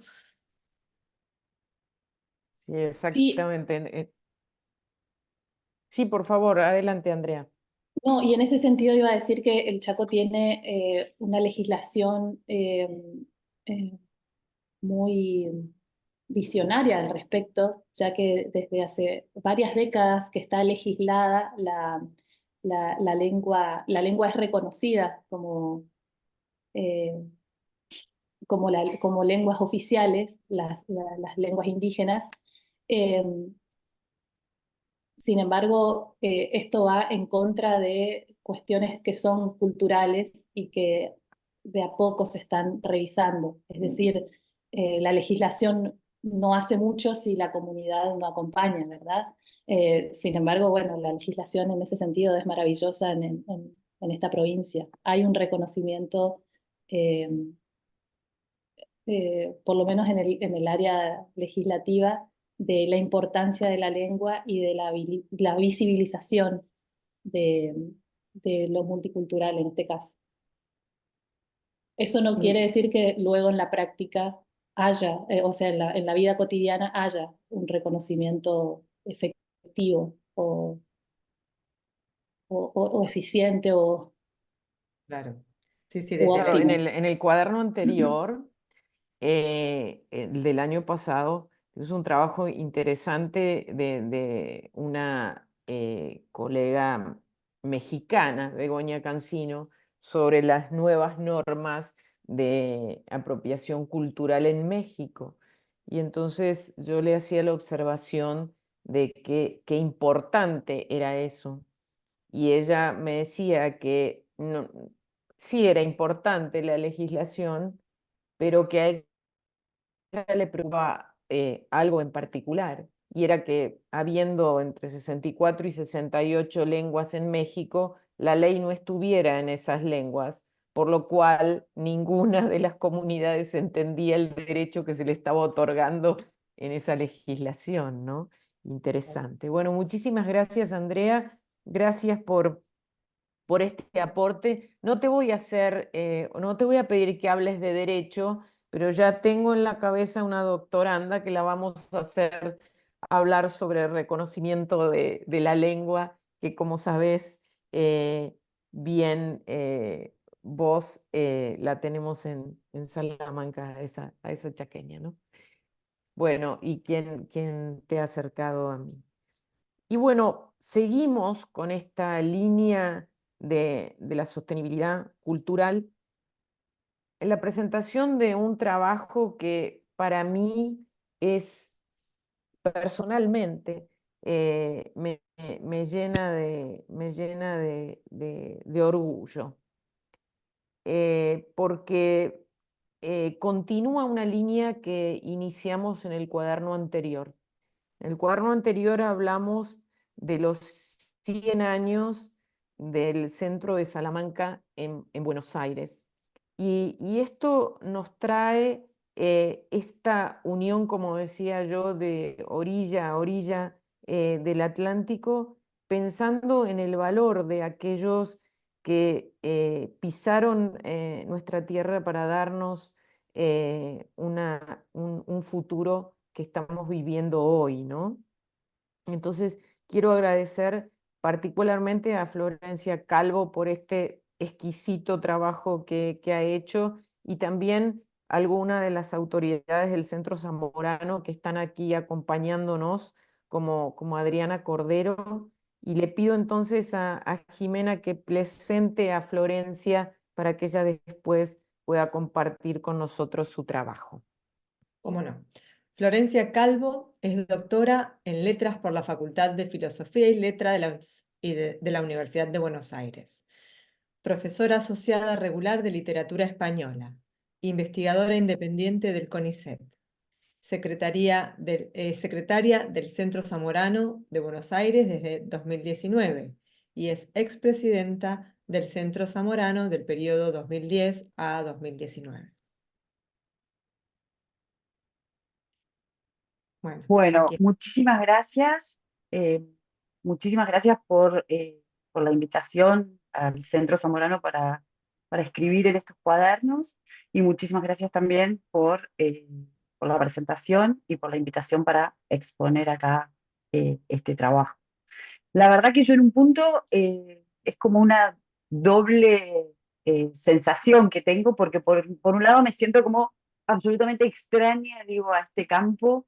eh, mis líneas de investigación no tienen nada que ver con esto, sino con la poesía barroca española, con lo cual es como que estoy descubriendo todo un mundo aquí, pero por otro lado, con otro montón de cosas me siento muy cercana, ¿no? Así que estoy como procesando estas sensaciones y todas estas interesantísimas ideas que estoy escuchando acá. Por otro lado, el otro problema justamente es que yo no vengo a presentar una línea de investigación, sino que vengo a presentar un trabajo, ¿no? Un resultado muy puntual, un corte, eh, un corte, pero que, digo, es imposible abstraerme de mi experticia, con lo cual es un trabajo al cual le traté de dar una mirada que tuviera un poco que ver con la línea de conocimiento y los saberes que yo manejo. Así que por todas estas dicotomías y estas contradicciones y coincidencias y todo digo, mezcla de cuestiones, a mí me resultó muy grato realizar este trabajo, como también me está resultando muy grato estar aquí escuchando las distintas exposiciones. Y bueno, parte de eso también proviene de justamente un poco lo que decía Susi recién en su presentación, es que también es la pertenencia a un colectivo, que es el colectivo de el migrante y las migrantes zamoranos y zamoranas, que bueno, eso también de alguna manera condiciona un poco las lecturas y las miradas que propongo yo en este trabajo. Lo que traté de hacer fue, el año pasado el Centro Zamorano cumplió 100 años, como, bueno, como muchas de las instituciones que tienen que ver con la emigración, tanto española como de otros países europeos, porque justamente coinciden con lo que fue, digamos, el gran desplazamiento migratorio de las últimas décadas del siglo XIX y de las primeras del XX. Y al cumplir 100 años, se repitieron una serie de rituales, si podemos llamarlos de esa manera, que fueron produciéndose cuando el centro cumplió 50 años, cuando el centro cumplió 75.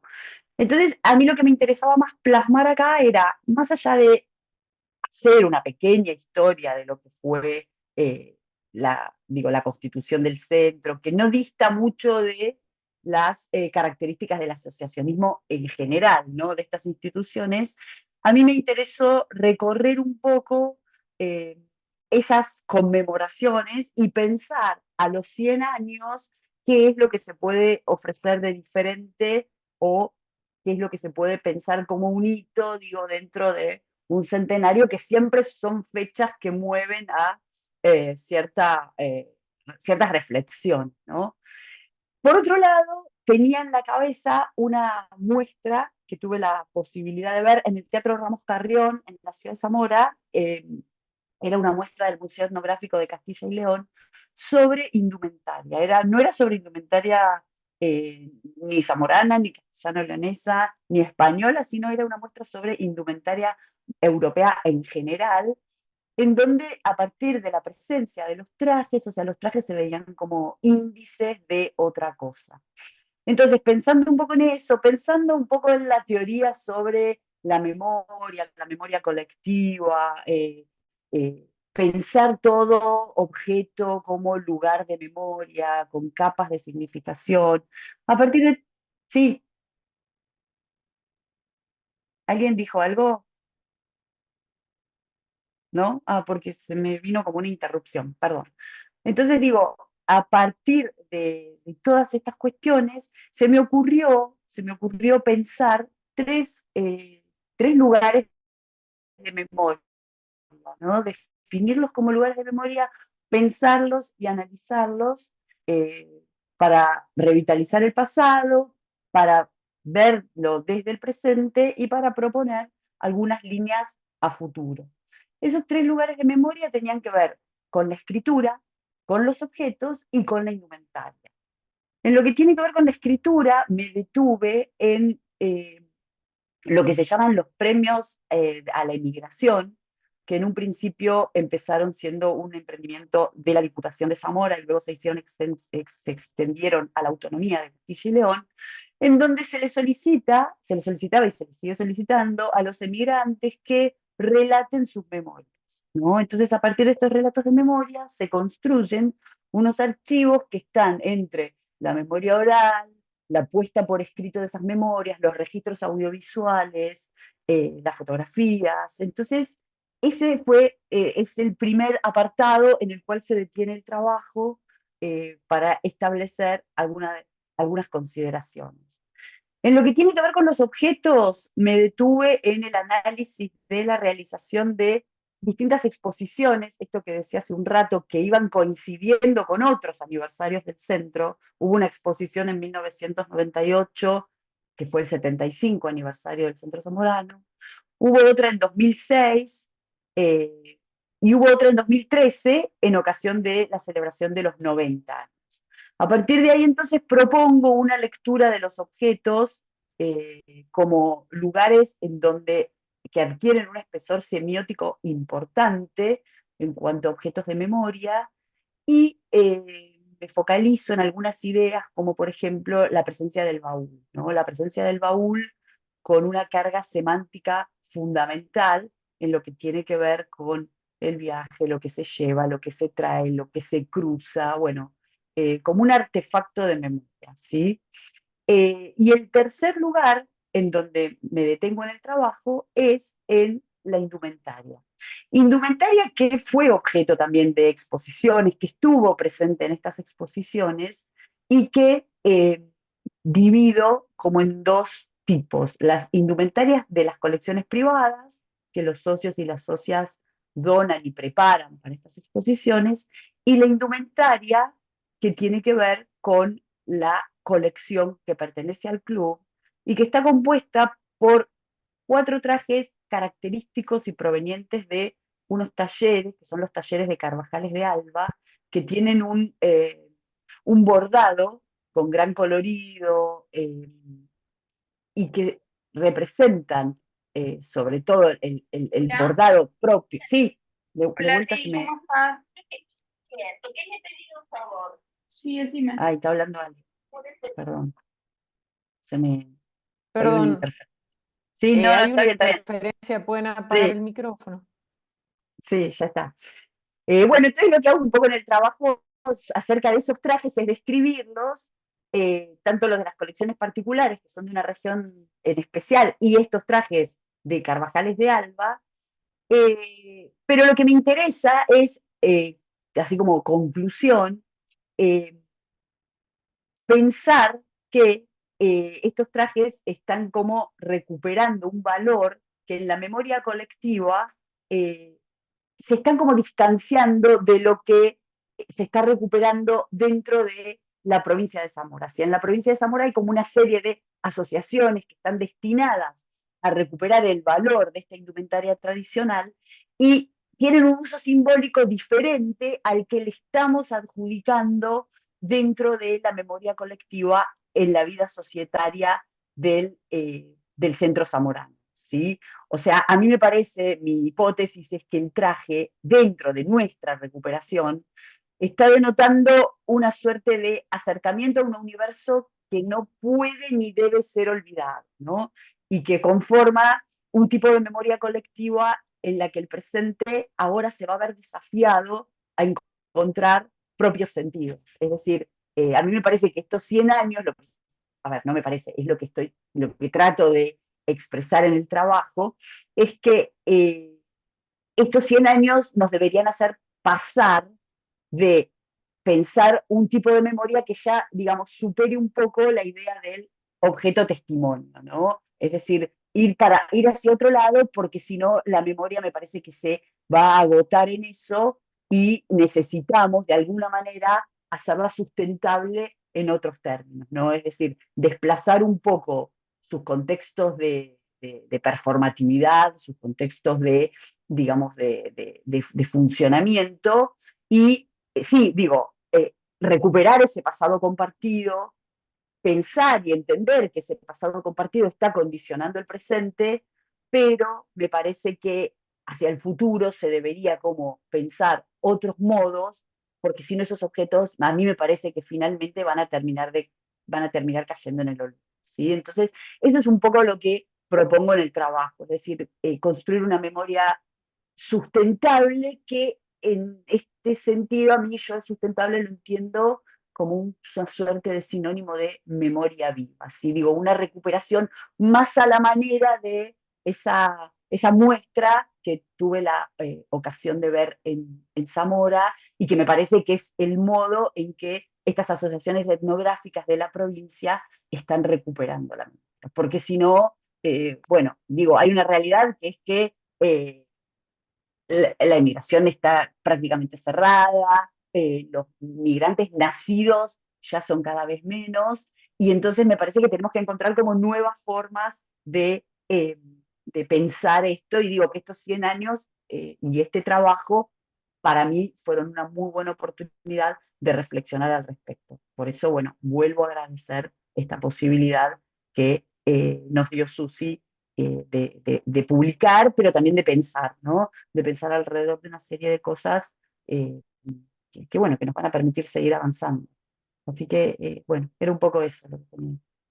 Florencia, muchísimas gracias por esto. Me alegro que... Sí, sí, Jimena, sí. Es que antes que cierren el tema, pido permiso para intervenir porque Sí, realmente cómo no, cómo no. es un tema que me apasiona y aparte el bordado carvajalino es una de las joyas que hay de lo que podemos decir como identidad de España, bueno, ni que hablar, ¿no? Ya, o sea, desde lo local, pero hacia todo lo que es la hispanidad. Y hoy en día se están haciendo esfuerzos muy grandes por recoger eso y llevarlo a otra dimensión, como seguramente habrás estado investigando. Hay diseñadores, hay asociaciones, hay artesanos que están intentando promover y darle una nueva visibilidad a estas artes, que realmente desde el punto de vista de lo que es la artesanía en Europa, hay muchas puertas abiertas para que este tipo de expresiones tengan una nueva vida y tengan una posibilidad no solamente de trascender y de no quedar en el olvido, sino también de comercializarse, porque la industria del lujo Exacto. está demandando oficios profesionales muy específicos, muy exquisitos, para un público del segmento premium, un segmento de lujo, que está dispuesto a pagar por esto. Y esto a su vez ayuda a que las comunidades se reafirmen, a que los artesanos puedan tener una continuidad de trabajo, lo que es el traspaso generacional, tratar de reafirmar eso, que todavía está muy difícil, pero bueno, que poco a poco, si estas iniciativas empiezan a tener éxito, puede llegar a resultar también atractivo para las nuevas generaciones. Así que Exacto, no, y que es un modo de construir identidad, ¿no? Desde otro lado, que a mí me parece que eso es lo que importa, ¿no? O sea, construir identidad desde un lugar que no es esto de, eh, bueno, el traje, el recuerdo, es como sí, otra cosa, sí, exacto, sí, exacto. A mí me parece que es el ejemplo del bordado carvajalino es esto un poco lo que yo trataba de explicar de una recuperación distinta que es interesante que también se pueda pensar para otro tipo de objetos y desde acá, no quedarse como en la memoria, la evocación, el recuerdo, porque es esto de entrar en otro circuito. Y claro, es como vos decís, el tema del bordado es como perfecto para pensar. sí, y no solamente eso, sino también que la influencia que ha tenido en América, en todo lo que Claro, es el arte tradicional en América, es claro. enorme, enorme. Ese es ese es uno de mis campos de investigación. Te doy el dato, aunque seguramente lo debes saber, que tenemos unas piezas extraordinarias de este tipo en el Museo de Arte Español Enrique Larreta, En la ¿no? reta, sí, sí, sí, Está la colección de sí, trajes que le fueron regalados como regalo de Estado a Eva Perón en sí, 1947, claro, sí, y la verdad que uno de debe los más estar. bellos es el de Zamora, sí. Es Uno ese, por... sí, claro, es el traje, que por otro lado no es el traje, o sea, es uno de los trajes típicos, ¿no? Porque Claro, después claro. están todos los otros, pero es como el que tiene, Sí, eso fue como una muestra, ¿no? Fue uno por sí, cada provincia de España y una claro, pero es que siempre se edición de elige un eso. momento. Sí. De hecho, hay en la colectividad española hay una tradición que es que cada centro elige su reina, que no, digo, y el traje de la reina del zamorano siempre ha sido el del bordado carvajalino. Sí, Es ese traje el que se pone la reina. es Eh, alucinante. claro, es hermoso. Y bueno, es un poco Bueno, eso. creo que cumplimos un poco la misión que siempre tiene la investigación, ¿no? Es ayudar a pensar, como bien has dicho, Florencia, vos, y como se ha dicho también aquí, unir de alguna manera lo real con el pensamiento, ¿no? Y en esto yo sé que Jimena estás trabajando mucho y te irás en un periodo de investigación seguramente, pero te vamos a pedir entonces el auxilio para que te acerques a los centros y en particular con el planteo de Florencia para no olvidar este universo y cambiar a lo mejor su visión, como dice, que nos des una mano o que les des una Ah, mano a ellos. Y esto, la Universidad de Palermo, con el compromiso que tiene como puente, me parece que podemos ayudar desde la universidad a los centros, no solamente al Zamorano, sino al resto de los centros españoles que guardan esta tradición que muchos de nosotros, si empezamos a leer los apellidos, pertenecemos o nuestra sangre pertenece. Así que bueno, dejo abierto el camino con el agradecimiento, Florencia, y ya entonces trabajaremos para ver desde la universidad en qué podemos sumar para esto. Y en particular respecto al tema de la sustentabilidad económica que planteaba Jimena, hoy el 4% de la comercialización mundial es para ecolujo, y en realidad tiene que ver con esto, tiene que ver con el vínculo entre el artesano y el consumidor. Ya nadie busca demasiadas etiquetas, sino este vínculo. Ahí Jimena ha puesto su teléfono de contacto, después lo vamos a volver a repetir, pero abierta esta oferta, no me mates después Jimena, que yo creo que ella va a gozar. No, es un Bueno, placer colaborar con los centros y en estos temas que tienen que ver con la identidad, donde podamos aportar expertise que tenemos con todo gusto. bueno, muchísimas gracias. Gracias por la generosidad. Gracias, Florencia, por la presentación. Me da Bueno, mucha muchísimas pena gracias. que Andrea... No, por favor, por favor. Me da mucha pena que Andrea Maestre Celedón no pueda estar, porque realmente Andrea es una experta de la música vallenata porque proviene de una familia, su padre, gran compositor de esta música, ella como abogada defendiendo, y además con música vallenata que es en realidad patrimonio inmaterial de la humanidad por Colombia. Y Andrea es abogada de la Universidad Católica de Colombia, es máster en Derecho de la Empresa por la Universidad de Alcalá de Henares en España, es especialista en propiedad industrial, Derecho de Autor y Nuevas Tecnologías en la Universidad de Externado de Colombia, pero además es cantante de música vallenata y es una gran defensora del vallenato tradicional, ella y su familia. Me hubiera gustado además hacerla cantar un poco, pero hoy lamentablemente no nos pudo acompañar.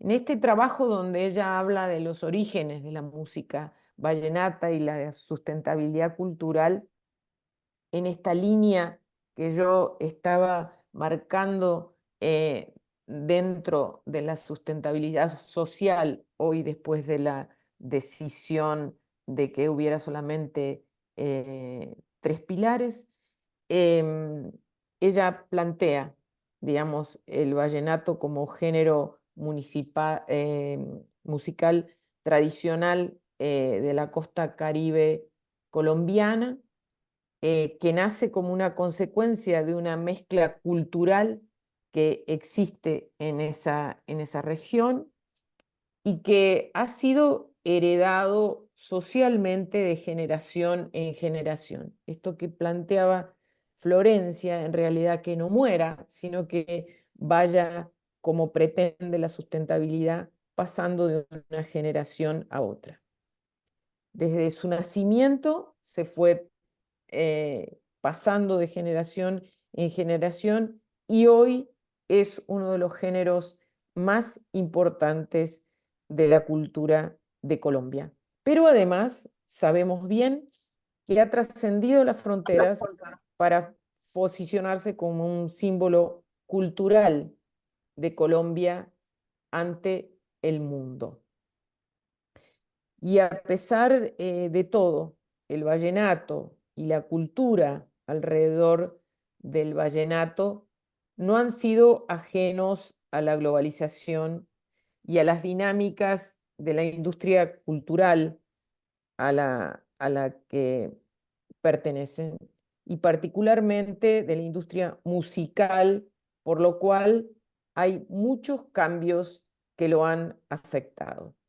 Es un trabajo que presenta la génesis del vallenato, la consolidación como expresión cultural, pero también analiza la situación cultural de esta música en el presente.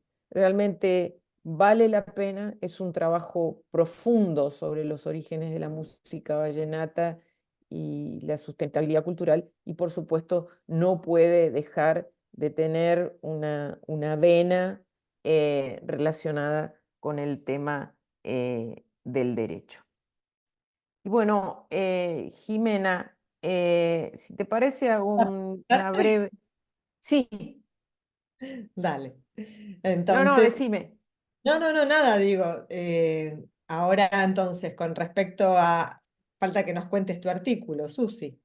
Bueno, por eso te decía, rápidamente para que después podamos hacer a lo mejor un espacio de preguntas y intercambio, a pesar de que Alejo quería hacerlo, creo, con Víctor y Víctor tuvo que retirarse, creo que para terminar de hacer la valija para volverse a España.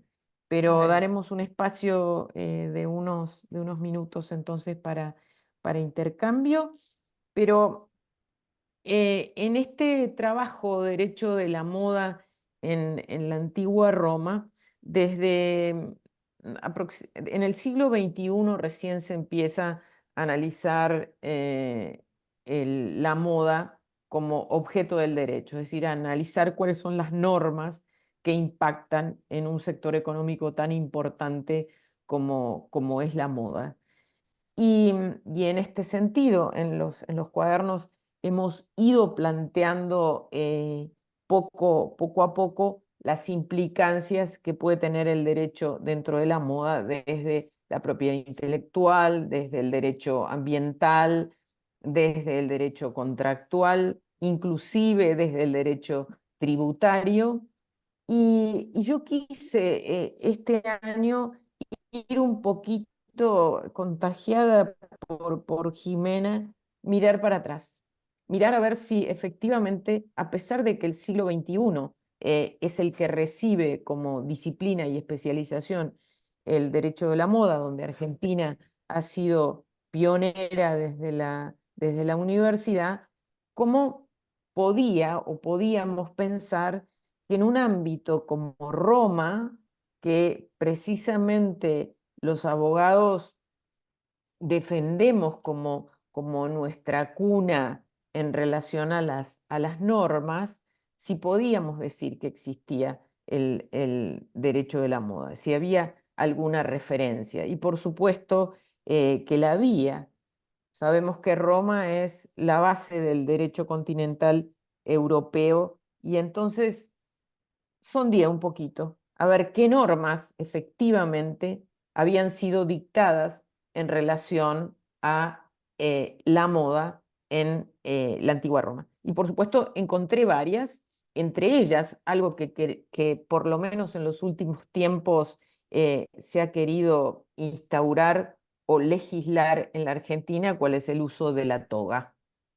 La toga en Roma tenía una norma que imponía que los senadores usaran toga y los patricios usaran toga, pero no la podía usar el plebeyo, con otro tipo de vestimenta. Pero también había normas que tenían que ver con la economía, como aquellas que prohibían algunas mercaderías vinculadas con la joyería, por ejemplo, a Roma, y si se permitían, era con un alto pago de impuestos. Así que los invito a mirar un poquito estas cuestiones que hay en el artículo sobre la división de clases, los códigos de vestimenta, este tema de la economía estatal regulando el comercio interno como el internacional, prohibiendo algunas mercaderías que tenían que ver con la moda. Los invito a leerlo y desde ya con Jimena, a quien le doy la palabra. Les agradecemos a todos que hayan estado con nosotros. Les invitamos, aunque ya tenemos apuntados a varios, los invitamos a sumarse a nuestras líneas de investigación, a la Diseño, Sustentabilidad y Derecho entre Salamanca y la Universidad de Palermo. Ahí tienen el mail de contacto y te invito, Jimena, entonces a que invites a tu línea, por favor. Claro, antes que pasar a invitar a la línea, Susi, nada más que comentar también tu artículo y también bueno, que me parece súper interesante cómo está el planteo, porque así como desde cuándo empieza el derecho de la moda, también hay un planteo desde cuándo empieza la moda, ¿no? Como tal. Entonces, estas cuestiones históricas de lo que hoy en día entendemos como moda, como diseño, como derecho de la moda, como estilo, estilismo y demás, tienen que ver absolutamente con lo dinámico de la cultura, pero que en sí están presentes en las civilizaciones desde muchísimo tiempo atrás.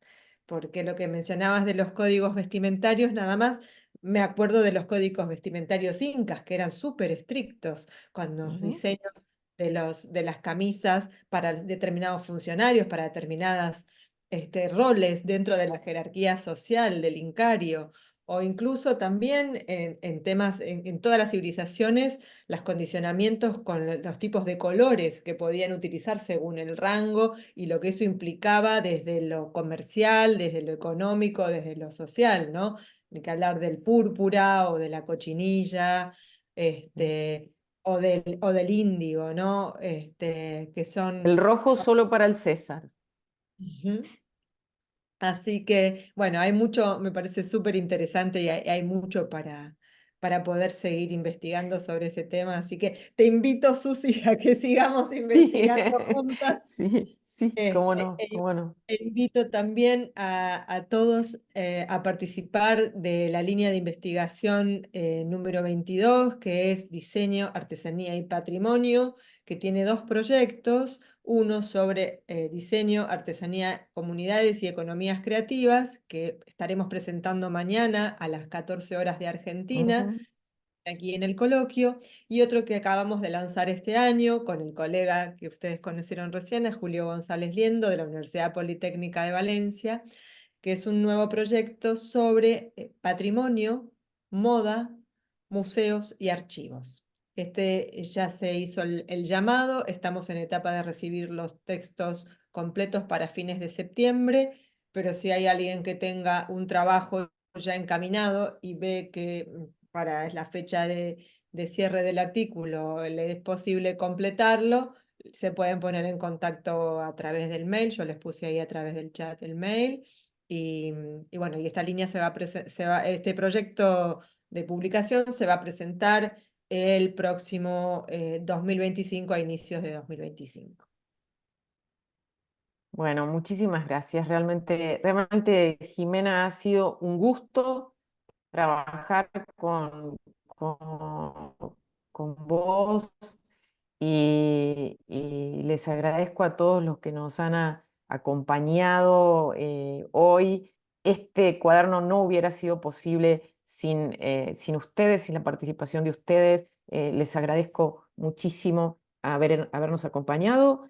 Me sumo al agradecimiento de Jimena, la invitación y por supuesto a la Universidad de Palermo. Los invito a continuar en este coloquio internacional y verán entonces la grabación en septiembre, se lo recordaremos. Gracias, Fabi, muchísimas gracias por todo tu trabajo. Gracias, Alejo, por los aportes también. Sí, Alejo se tuvo que retirar ya, así que Fabiola tomó la posta y bueno, y ahora sí nos despedimos porque tenemos que entregar en término. Así que muchísimas gracias a todos los presentes por sus colaboraciones y sus interesantes propuestas. Y bueno, ojalá que sigamos próximamente. Cariños, gracias por todo a todos y a todas. Gracias, Gracias, Susi. gracias. Gracias.